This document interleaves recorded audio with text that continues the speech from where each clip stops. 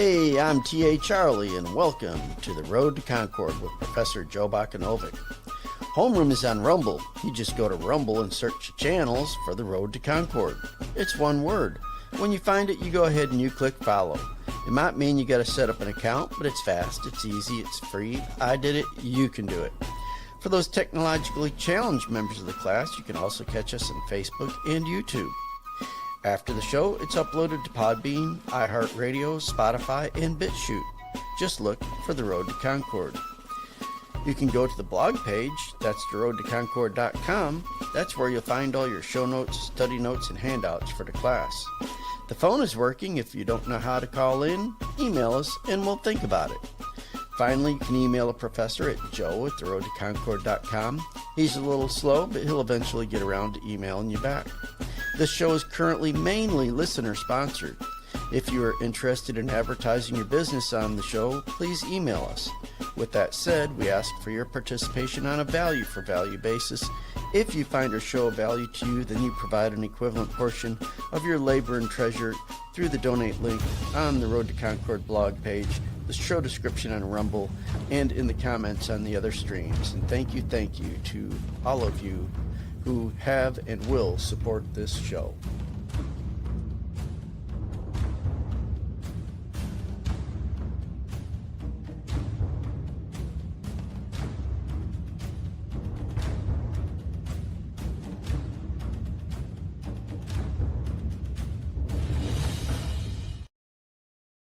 Good morning. Welcome to the Road to Concord. Today is Thursday, March 26, 2026. I am your host, Joe Bakanovic.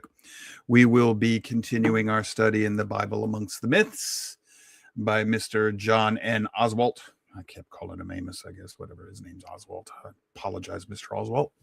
We left off at this in chapter 4, I believe it is. Yeah, I'm going to finish that up today. Let's see. Nope, I don't have anything else. We're just gonna get right on into it because I hate rambling just as much as most other people do. All right, we left off here, the importance of human historical activity. This is between the continuous and transcendent worldview and how this causes us to look at things in history differently from between the two views. Continuous would be what the Bible believers would think of as pagan. Transcendent would be spiritual, thinking and living spiritually, being born again, passed over from the material continuous world to the transcendent world. So hopefully you're up to speed with us. It says the idea is that God has created the world on purpose and the response to him is seen in obedience to him, bringing to the surface another important facet of the Israelite view of reality. This is Kel Kaufman expressed it this way. And this is a quote: the world was the domain of its one supreme God, yet within the domain there were still struggle and tension. This could no longer be interpreted mythically as a clash of divine forces. Instead, a new dimension was being called into being, the historical moral expressed in the saga of man's defiance of God. History was conceived as a struggle between the will of God and man. And that's part of how the Bible differs. The Bible treats history this way: the struggle between his free-willed agents who rebel and his call for you to come back and submit yourself back to his order and live according to the way he had originally designed human beings to live. Same thing with the fallen angels. So Oswalt continues, he says, what this means is that if the human experience is to be correctly understood, it is human behavior in creation in relation to God that must be studied, and not the relations of the gods among themselves in primeval time. This study is made even more important in the light of the biblical insistence that human behavior is not predetermined through continuity. Now, if you're a Calvinist, you're going to think, well, it's predetermined. That's not what the Bible says. There's certain things the Bible tells you to do that can only be done if you have free will. Well, if you have a continuous worldview, you're going to believe that you don't have free will. It's going to be things like, well, my material and economic circumstances dictate my behavior, or my youth dictate my behavior, or my chemistry in my brain housing group dictates my behavior. It's anything and everything but you. It's predetermined. So when you see people who are trying to escape away from their responsibilities, and being held accountable for their actions, they're showing you that they have a continuous worldview, or at least that they're aligning themselves with that way of thinking. That's an extension of what Oswald's explaining here. It's a logical extension. It's taking his argument to the point to where, logical extension, this is where it would follow if we reasoned through it. He continues, humans are free to make decisions that actually defy the will of the Creator. To be sure, there will be tragic effects of such decisions, but they will be the result of divine justice and not the result of magical continuities between forces. In other words, if bad things happen because of our disobedience, that's going to be Yahweh, God, letting it happen, or even maybe in some cases making it happen. It's not going to be magic. So in this way of thinking, suddenly it becomes important to know why a person made the decision they did and what were the effects of such decisions. Why? Because that is where God is known, in the human historical world of ethical choice. He is not to be known through metaphysical speculation, resting on the assumptions that he is continuous with the cosmos. He is not the cosmos. In other words, the God of the Bible is not Gnosticism. But he breaks into it, reveals himself. He breaks into the cosmos, revealing his purposes to us and calling us to decide for or against those purposes. William Hollow, professor emeritus of ancient Near Eastern studies at Yale University, points up the distinction in two ways of thinking by contrasting the omens of the surrounding cultures with the Hebrew prophets. He notes that both served the same function, guides to behavior. But there, he says, the similarities cease. So he quotes this professor, quote, "The contrast of omen texts with biblical prophecy could not be greater. There, in biblical prophecy, an immutable divine dispensation, but free will on humanity's part to avoid divine displeasure. Here, in omens, is a wholly capricious pantheon, largely indifferent to human behavior, and to be appeased rather than elaborate in costly cultic behavior." Okay, unquote. What's the professor saying?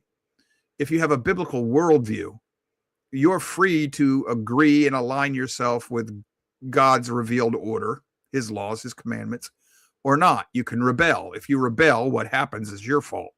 God's just going to be perfectly just. So he's going to enforce his ordinances, whether you like it or not. But if you get in line with God, you can repent and repair the relationship and live in a better way. You have a little control, not over what God does, but over what you do. It's not that you make God get in line with your will, you get in line with his. But if you have a continuous worldview, more of a pagan worldview, well, there's nothing you can do about that. The gods are going to do what they do. You're going to use omens that say, oh, this is what happened the last few times, so this is what's going to happen today, no matter what I do. So instead of trying to get in line with a created order that will make things run more smoothly in the world, you try to do things that are just going to make your capricious gods happy. So you sacrifice virgins, hoping that, oh, okay, well, they liked the virgins, so maybe now they'll leave me alone. It's two different ways of thinking, which causes two different ways of living in this world. So Oswald continues, for the first time in the Bible, when the Bible breaks into history, for the first time in human experience, it becomes vitally important to record unique activities of individual humans in time and space, especially those in which humans made unique decisions. For it is in those instances and not in the great recurrence of nature that the personal God is to be most truly known. In other words, what he's saying is before the Bible, accurate history recording as we understand it, wasn't important. Because you never knew what the gods were going to do in the future, and you didn't know that they were going to do what they did in the past. So what happened in the past doesn't matter about what happens into the future. It was all connected into cyclical thinking. Like, every spring, that means Talmuds come back to life. And every winter, he's dead because in the fall he got killed again. Blah, blah, blah, blah, blah. Cycle. And you just get caught up in this, and there's nothing you can do about it. And the gods don't care about you. It's all that pagan thinking. But he's saying once the Bible breaks into the place, you have to remember, okay, the people did this. This is what happened. The people did that. That's what happened. So when the people are faithful, things get better. When the people are rebellious and apostates, things get bad. That's why you have kings and chronicles and judges in the history books in your Bible. And they're full of remember, remember, remember.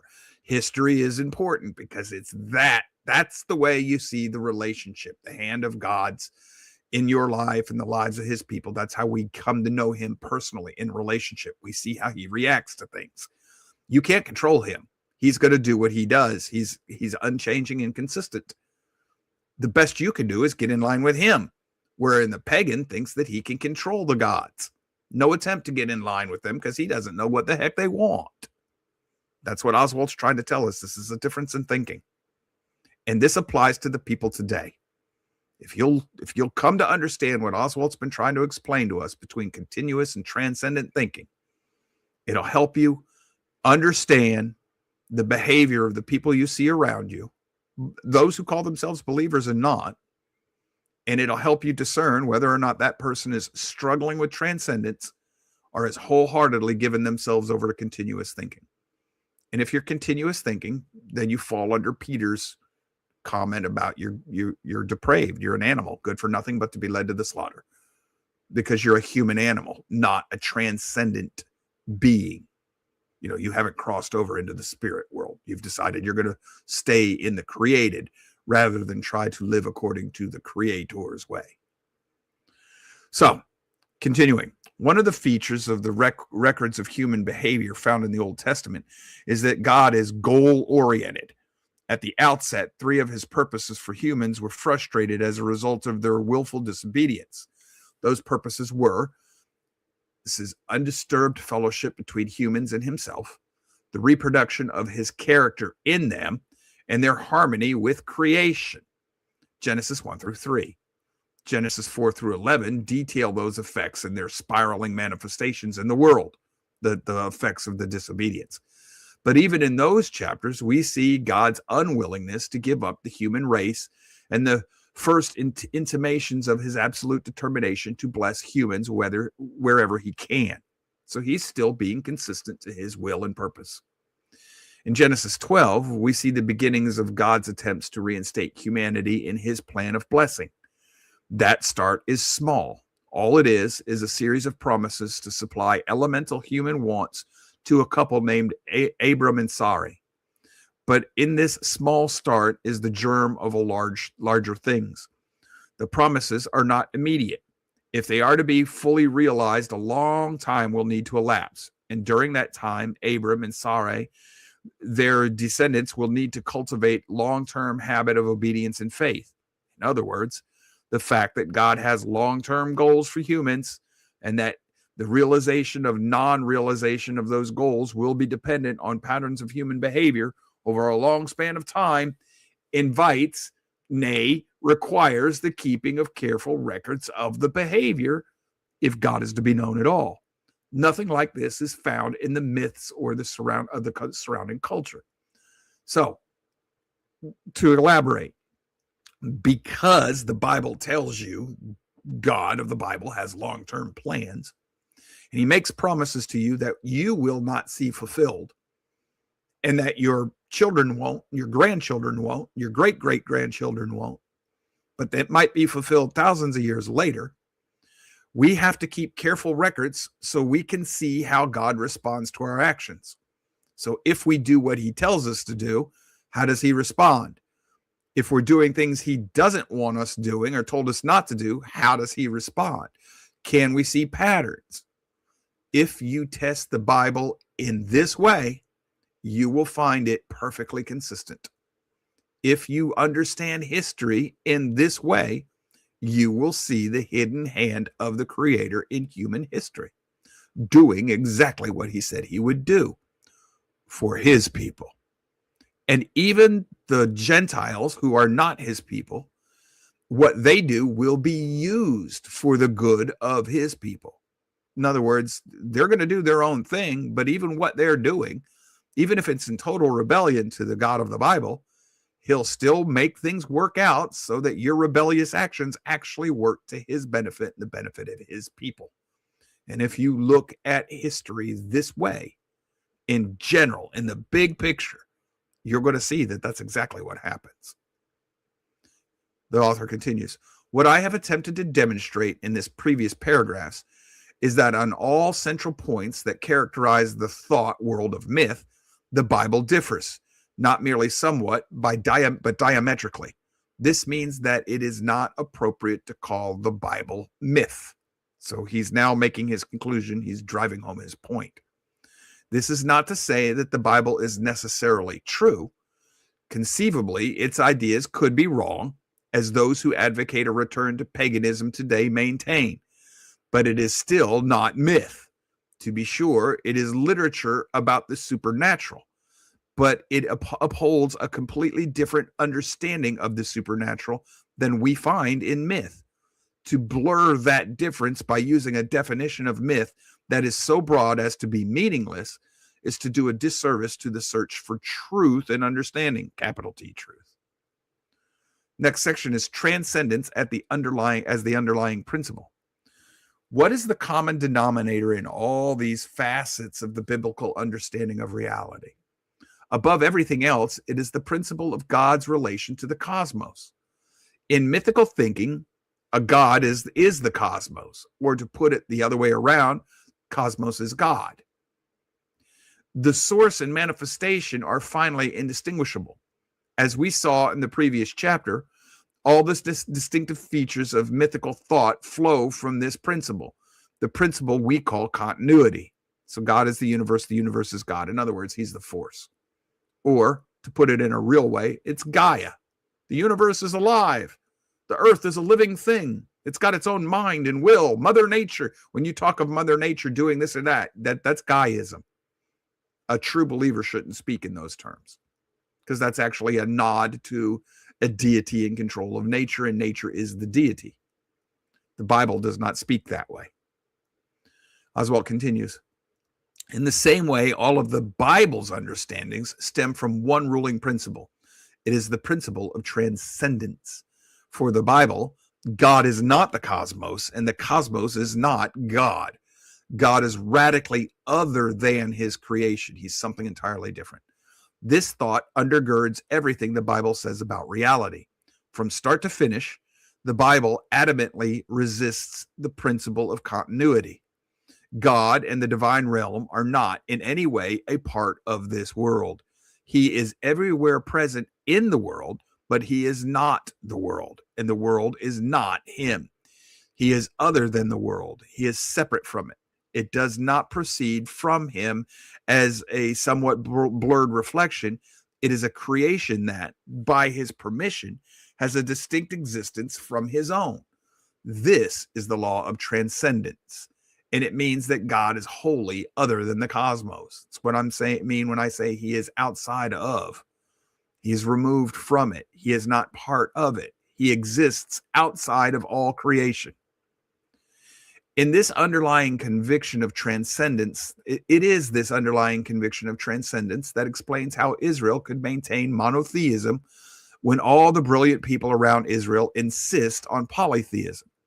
I have argued elsewhere that Egyptian religion was headed in a monotheistic direction during the last years of the second millennial BC, but not having a philosophical principle to support that thrust, they could not maintain it and fell back into the grossest polytheism. The same was true in Greece between 625 and 325 BC. But unless there is an underlying change in the understanding of reality, these intuitions are unstable, unsustainable. Continuity simply makes monotheism impossible, while transcendence does make it possible and indeed requires it, and requires monotheism. Only one being can truly transcend all other beings. And that's the essence of I am that I am, meaning I am which must exist. That there is no other. This is a case of logical sufficiency. If one will do the job, you do not add to it. It is logically sufficient to have a single transcendent creator.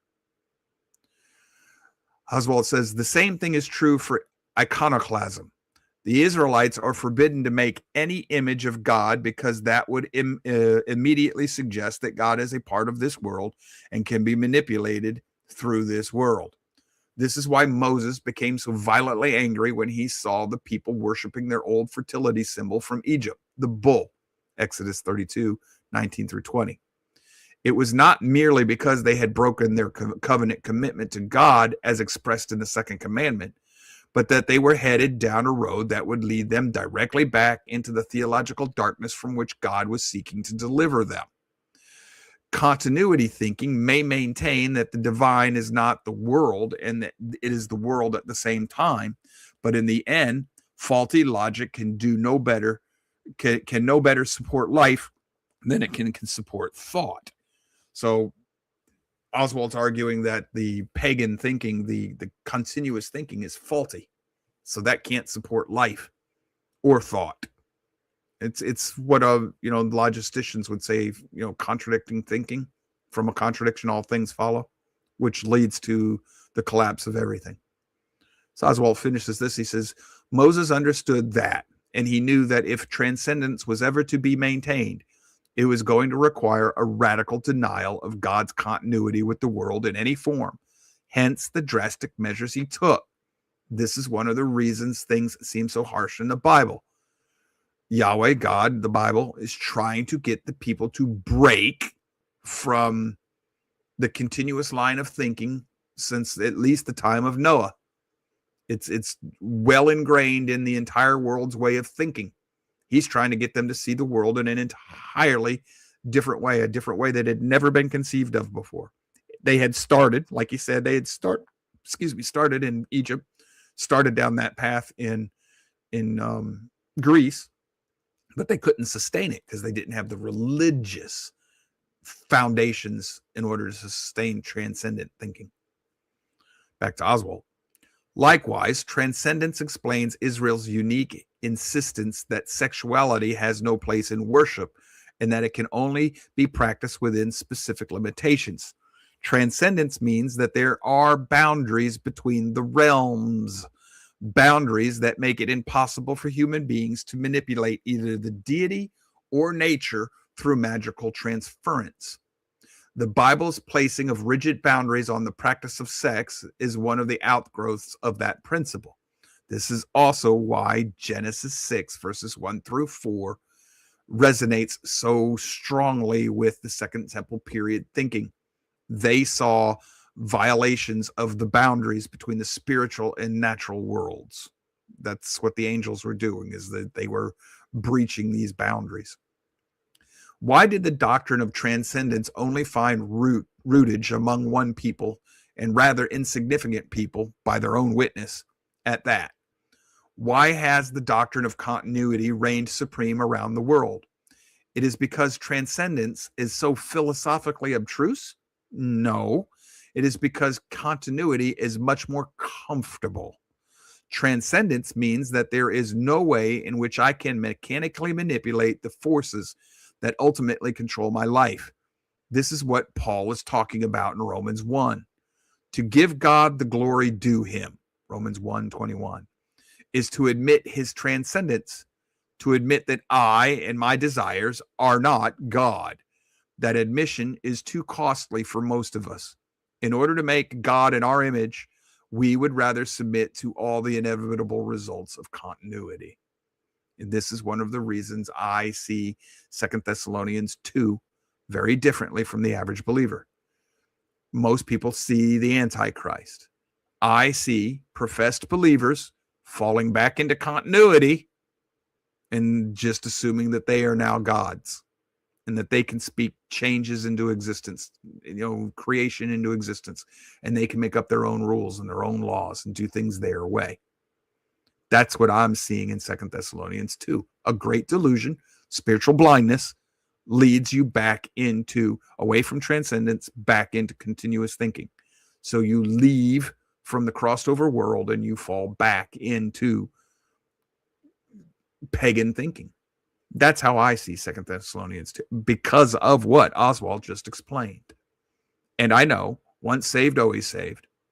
Even though the people had been saved out of Egypt by God in the Exodus, and they were already backsliding back into paganism with the bull. I thought they had been saved. So why are they back with the bull and in danger of being lost? I see patterns in the Bible, and the same patterns are implicit in what Oswald's explaining to us here. If you use logical extension, it's easy to get there. And I don't know if you'll remember, but logical extension is if you say A, B, and C, I can take it and run with it as long as I stay within the confines of what you're thinking. So if I go outside without an umbrella while it's raining, I'm going to get wet. Well, it's raining outside, and I don't have an umbrella, and I have to go outside, so here I go. Well, I didn't say I'm going to get wet. I said I would if I do this, but I didn't say I'm about to get wet. But logical extension tells me that's exactly what's about to happen. I logically extend. I got 1 + 2 + 2, 2 + 2 + 2. Oh, look, I got 6. That's what logical extension is. I'm logically extending the reasoning here in Oswald's paper, in his book. Oswald continues. He says, this is what happened with Aristotelian thought. By the application of rigorous logic, Aristotle arrived at the conclusion that there must be one being of everything, a transcendent creator. He called it the unmoved mover. But his logic was so rigorous that he could not conceive of any way in which the one could relate to what it had set in motion without diminishing itself. So he called the one the unmoved mover. Unlike the Old Testament God, who could not be manipulated, but who did wish to bless humans, the unmoved mover was completely untouched by human need. It is not hard to understand why Aristotle's thought had almost no impact on the practice of Greek religion. If the purpose of religion is to make divine power accessible to humans, and if the most satisfactory way of doing that to a fallen human mind, then anyway, is by means of continuity thinking, such ideas as Aristotle's were useless. As a result, the profusion of Greek gods only became more lush as the years passed. By the way, the unmoved mover in modern times, and come the Enlightenment, he gets a new name. That's the clock god. That's the god of deism. He created the universe, wound it all up, set it in motion to work by his natural law, and took off. He's unmoved. He doesn't care. He's got nothing to do with us. So in other words, what Aristotle was creating was, through just logic, he was creating a transcendent, a creator that doesn't have anything to do with creation, doesn't care. He was creating deism. It is still monotheistic, but it's got a foot in both. It goes so far away from continuity thinking and in the biblical transcendent thinking as to go to the extreme in the other direction. And the Bible's telling you that this transcendent creator has personhood and cares about his creation. But Aristotle's unmoved mover would not really have personhood. He reduced him to nothing but pure logic, mechanical logic, and took away any emotional or affinity or anything like that from his creation of God. All right, back to Oswald. He said, it is common for critics of the position I am representing here to point out that there may never have been a time when the Israelite people believed or practiced these ideas exclusively. That is certainly true on the Bible's own witness. And as I've just said, the alternative of transcendence has never lost its appeal. So it should not be surprising if, at the same moment Moses is receiving the Decalogue on the mountain, the people of Israel are dancing around a golden calf in the valley below. Similarly, it should come as no surprise that the Israelites did not want to worship God in one place only. Neither should we be shocked to find that many Israelites wanted to engage in ritual prostitution and child sacrifice. In other words, they're going to want to go back to their previous ways of continuous thinking, because it's comfortable, it's safer feeling, it's not as scary, because you're depending on yourself. You're self-sufficient, self-reliant, and you can control God and manipulate God. Like I said, 2 Thessalonians 2, it's a person of lawlessness. And this is why they've slipped back into apostasy. They never fully renounce Yahweh. They just bring their continuous world thinking into their worship with Yahweh, which makes pantheism. In other words, they created other gods or accepted other gods from the nations around them, brought that into their worship, and they went from transcendent monotheism back to continuous thinking polytheism with God as the head of the pantheon of gods. That's syncretism in a gross form, and Yahweh will destroy you for doing that, as he has to. He must, otherwise he's not just. Oswald continues. He says, but none of this changes the reality of the text. Nowhere in the text is God said to be many. Nowhere in the text is God identified with this world. Nowhere in the text is God said to function in sexual ways, nor is it permissible anywhere in the text to worship him in sexual ways. This is the point. Alone in the ancient world, the Old Testament insists throughout on a way of thinking about reality that is unique. Now, I know skeptics and scoffers will come along and they'll say, well, what about the Trinity? That's three gods. No. That's just a human way of trying to understand the fullness of a transcendent, unbound, unlimited creator breaking into his creation. That's a whole different discussion. Say, well, he's not sexual. Well, he had a baby with Mary. Not really. He created her. He can also create a child in her womb, or manifest himself into her womb. He's the creator. He didn't have to do that with sex. He could speak it into existence, folks. That's the whole point here. If you're going to follow the scriptures, you've got to philosophically understand the differences between continuous and transcendent deity and how it works. Oswald says, it will not do to say that the Egyptian pharaoh, Akhenaten, was sort of a monotheist in the 14th century BC. That is an aberration, a bubble on an otherwise untroubled sea of polytheism in Egypt before and after him. So it is with other proposed isolated similarities that appear from time to time in the surrounding culture. If the biblical worldview is true, we should be surprised not to find such instances. The point is that the Bible is absolutely thoroughgoing in its opposition to everything going on around Israel. That cannot be gainsaid. We're going to stop right here, take the bottom of the hour break. We'll come back and pick up where we left off. 3 minutes. We'll see you back.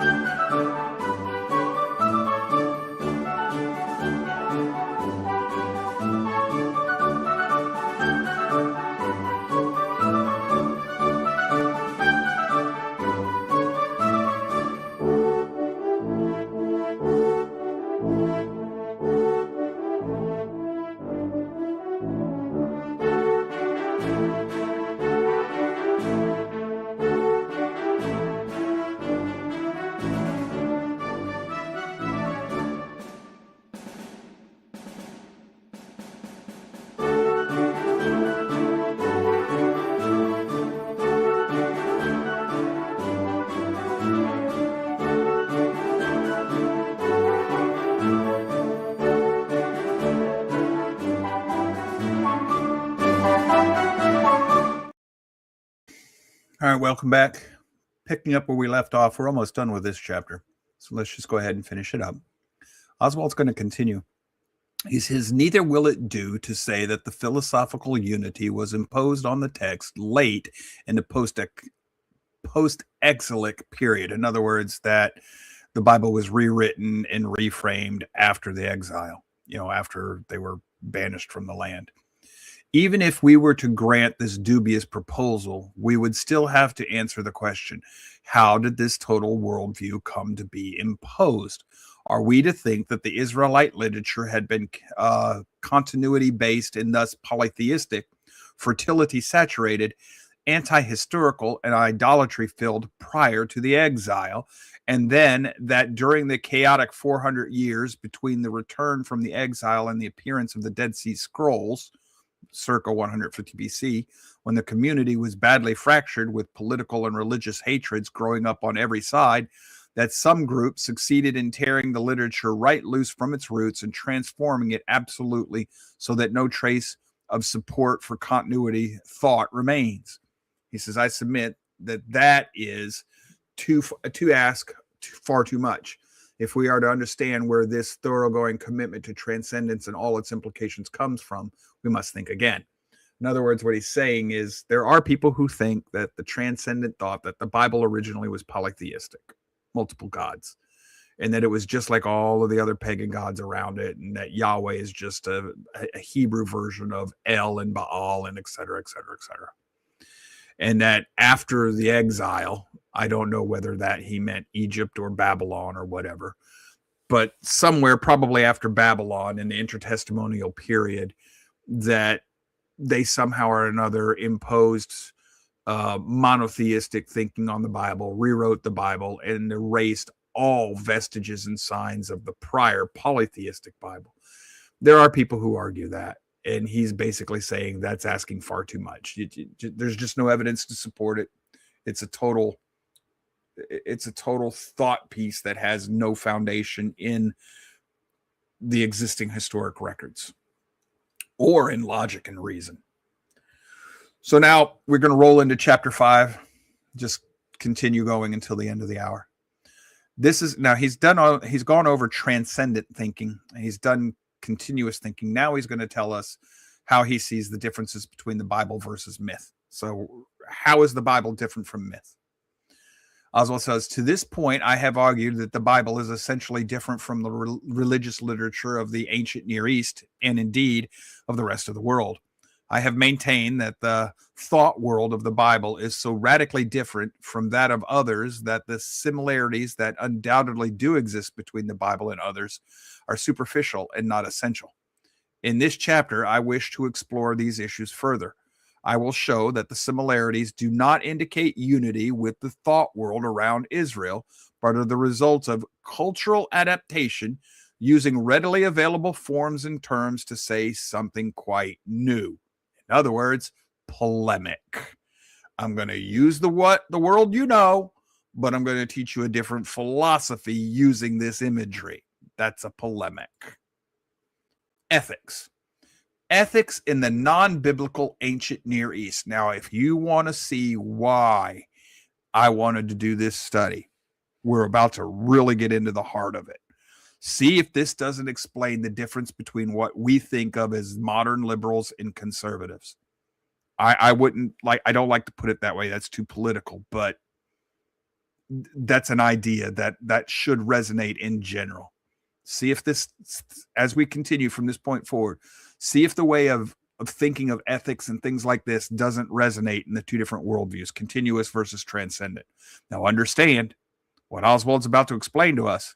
You can have professed believers in the continuous camp. Well, I'm a Christian. Yeah, but you're very liberal minded, which is a way of saying continuous minded.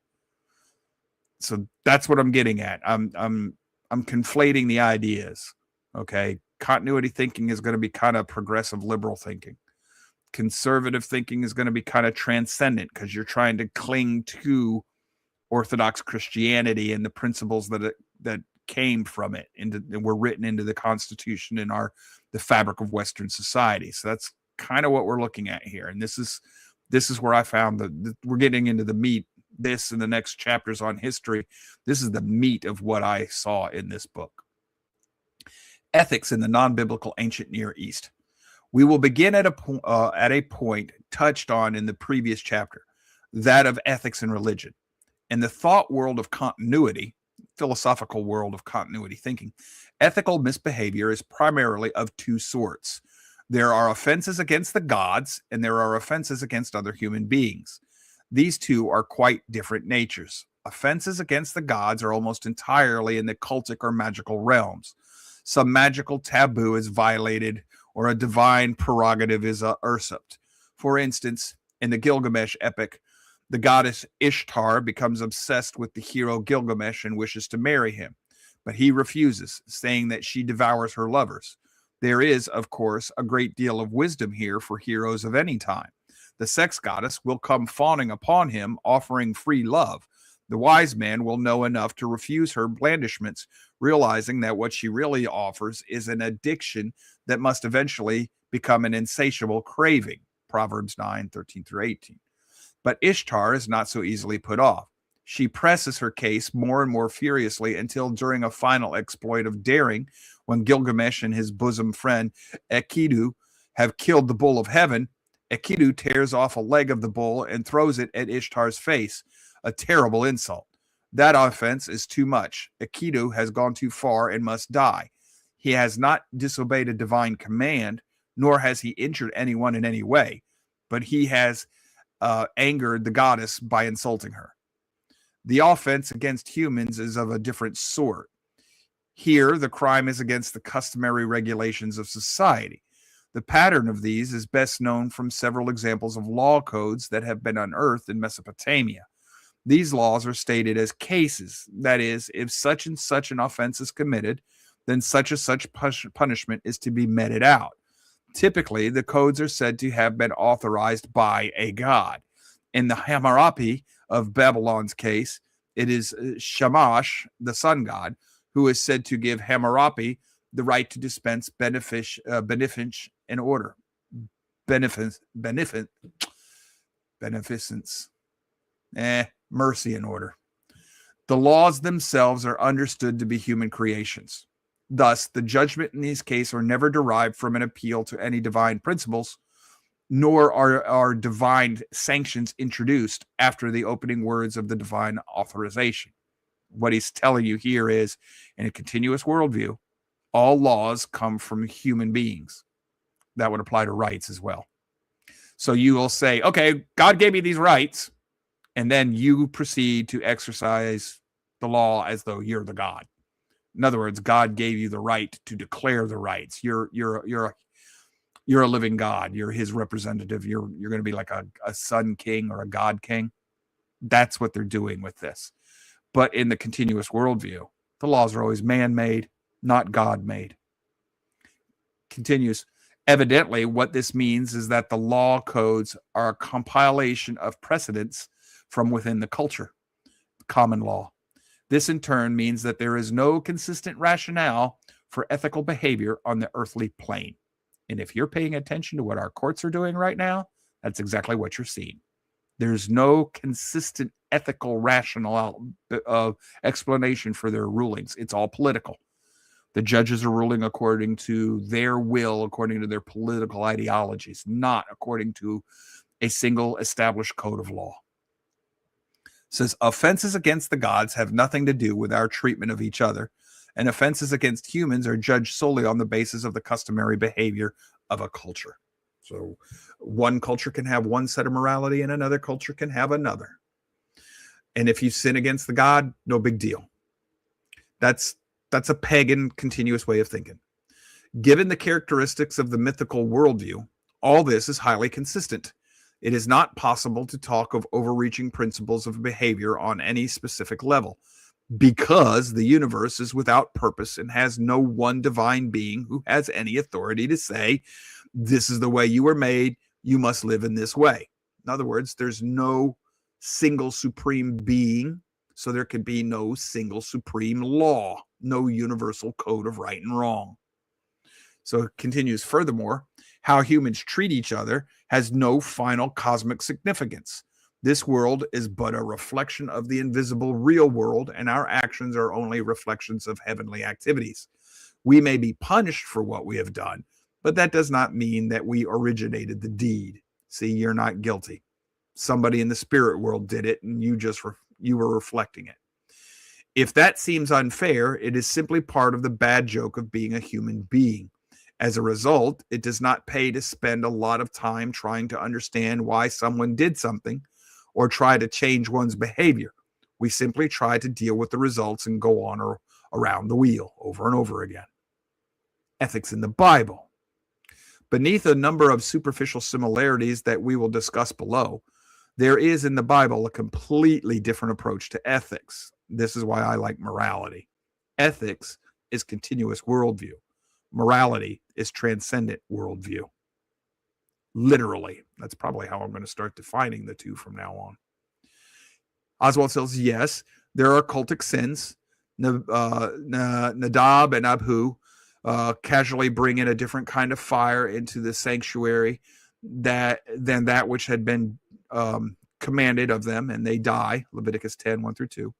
Likewise, there is customary or case law in which a certain punishment is prescribed for a specific offense. Exodus 21, 1-22, through 22:16. Many of these case laws are similar, or even in a few cases identical to those found in the Mesopotamian law codes. Furthermore, as the Mesopotamian codes, as we'll see, the law is introduced as having been given by God. So Exodus 21, that's a similarity. But the biblical statement about ethics are put in a completely different context than are those of their neighbors. And this different context, in the end, gives us a much different understanding of the significance of ethical behavior. As I said in the previous chapter, that different context is a covenant. It's the covenant context.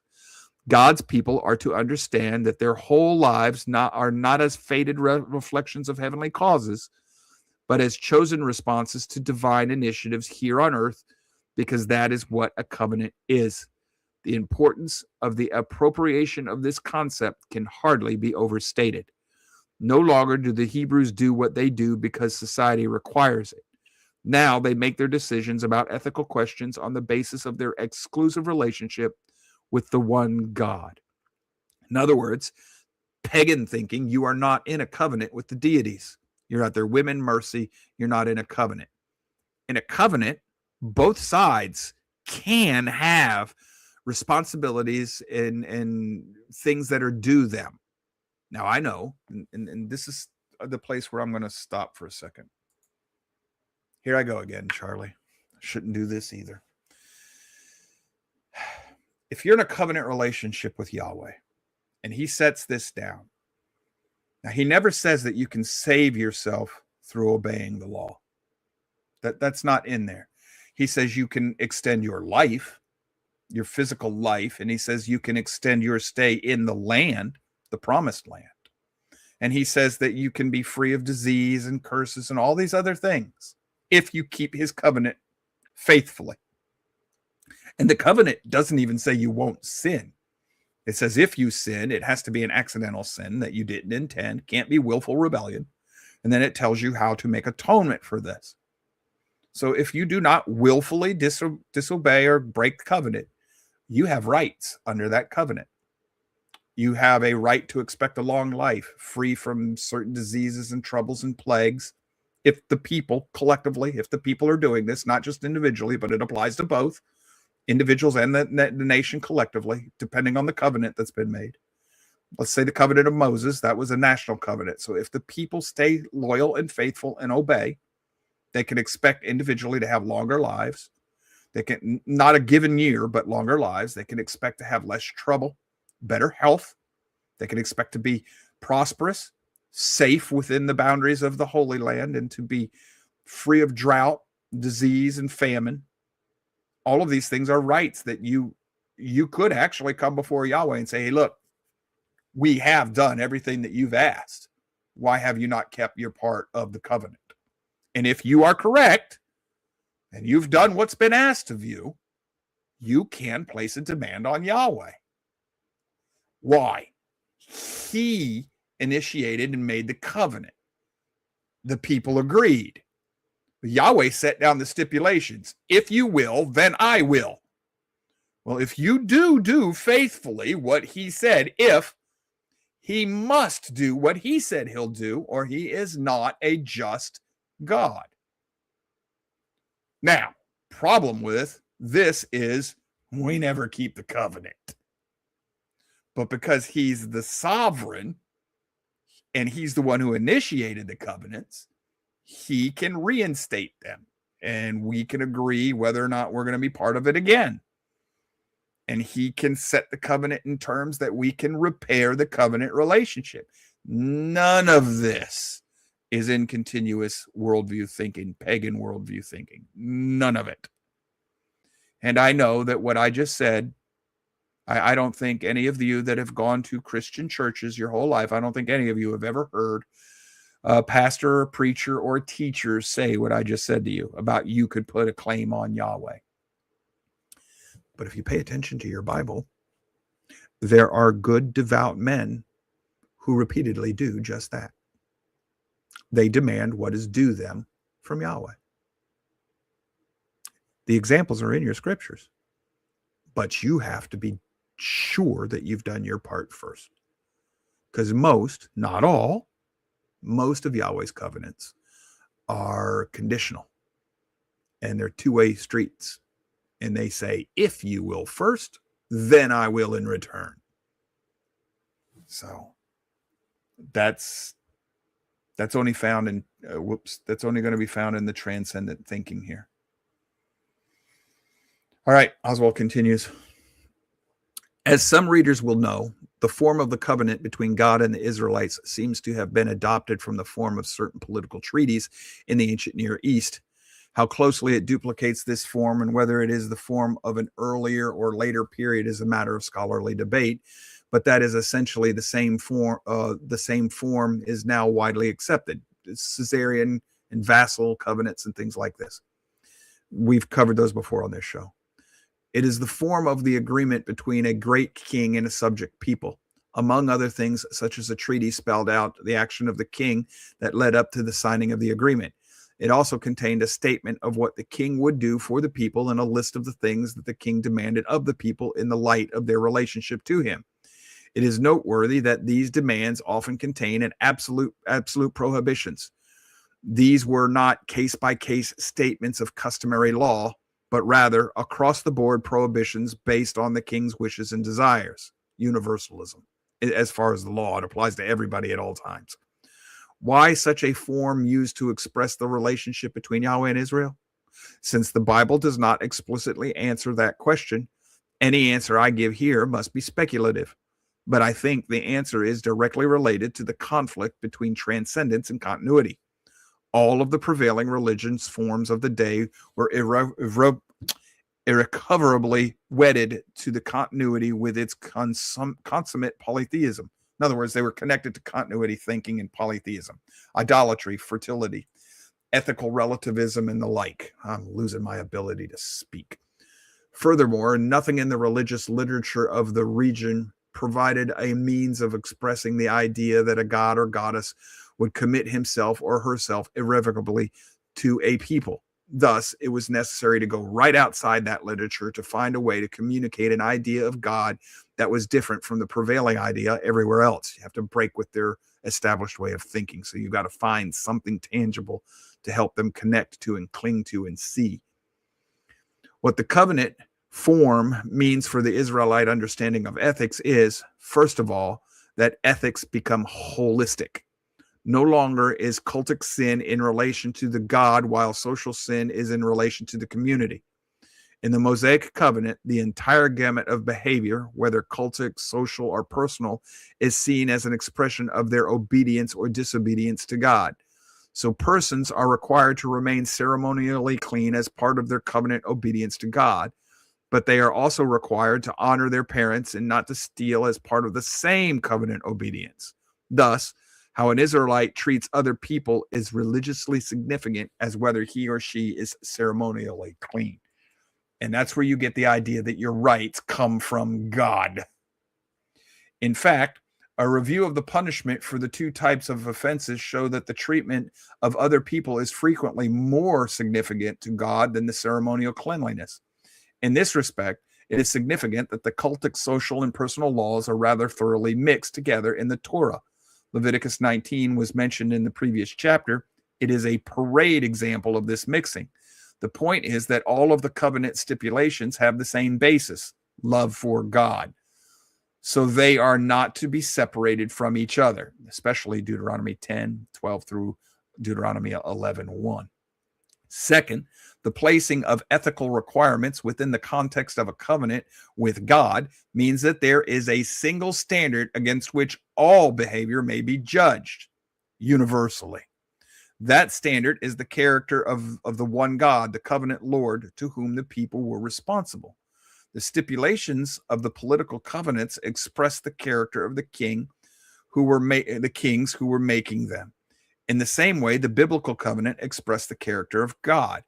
When the idea that there is only one God is coupled with the idea that he is the sole creator of the universe, one soon realizes that these standards are expressive of the very nature of the universe. And this is how you get science. The nature of the universe is an expression of Yahweh's essence, character, being, the way he thinks, the way he acts, the way he functions. So it's not that the universe is God. It's a reflector of his Shem, his character, his name. And that's how science came about, because he does not change. Then the universe, the principles by which it governs do not change. And that reflects in the Messiah. Everything was created through him and is sustained by him. Well, the Messiah doesn't change either. So neither will these principles. That's the thinking. So you're not going to get science from a continuous worldview thinking either. We're not going to get much further than this here today. I hate stopping in the middle of, but we've got too much farther to go to get to another place that's a natural stopping point. So I'll just stop us here. We might read the last paragraph or something again next Thursday when we come back. It's top of the hour. Time to Charlie, you got anything you want to add, or any commentary, or anything that you wanted to? No. This is I mean, this is where it really he's proving his point between, that the Bible is not a myth and stuff. So this chapter does really bring things together and show the differences and why he holds his position. So it is worthwhile. Do you see the example I'm trying to get us to also keep in our mind? Like, we get these people who says what's right for you is right for you, what's right for me is right for me, versus there's a universal moral code. Do you see how that can help us understand the thinking of people today? Yeah, absolutely. Now, folks, that thinking, you can claim to be a believer, but if you adhere to continuous worldview thinking, you're a believer in a God of your own creation, which is another reason that I see 2 Thessalonians 2 the way I do. So, anything else, Charlie? You just have to accept me as my authentic self.